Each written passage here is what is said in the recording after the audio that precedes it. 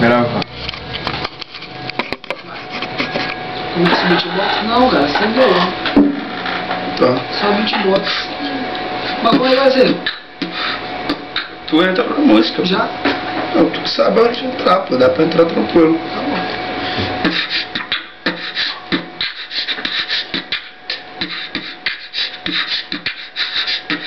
Caralho, tô sem... Pô, é porque, cara...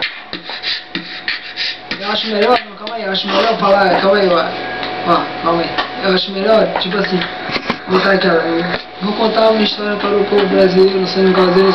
Aí igual quando eu canto sem música. Aí quando começar o violão, já entra o beatbox, tá? Tá, vai lá. Já sem violão.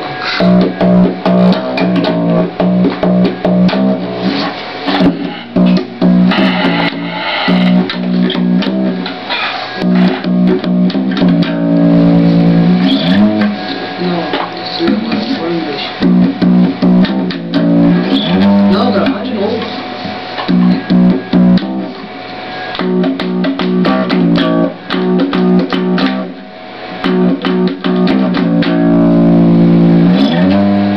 Vou contar uma história para o povo brasileiro. Não sou nenhum causeiro, não sou nenhum moleque. Um lugar que eu tô falando, todo chama de seteque. É que rola putaria, todo tempo teve que. A moda sempre foi levar as minas pro banheiro. Porque muitos safados aí só pensam em hoje. E a maioria delas está na patologia. Segunda a sexta, estudo e vou pra escola, mas é na segunda e quarta que a putaria rola.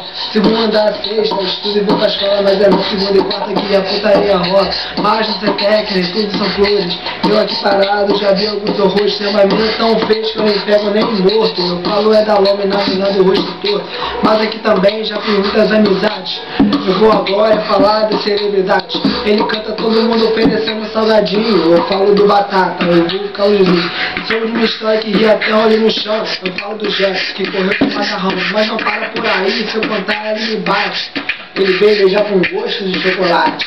Mas o fato é o seguinte, todo mundo com a mão pra alta agora, vamos lá. Segunda a sexta, estudo e vou pra escola, mas é na segunda e quarta que a putaria rola. De segunda a sexta, estudo e vou pra escola, na segunda e quarta que a putaria rola. De segunda a sexta, estudo e vou pra escola, mas é na segunda e quarta que a putaria rola.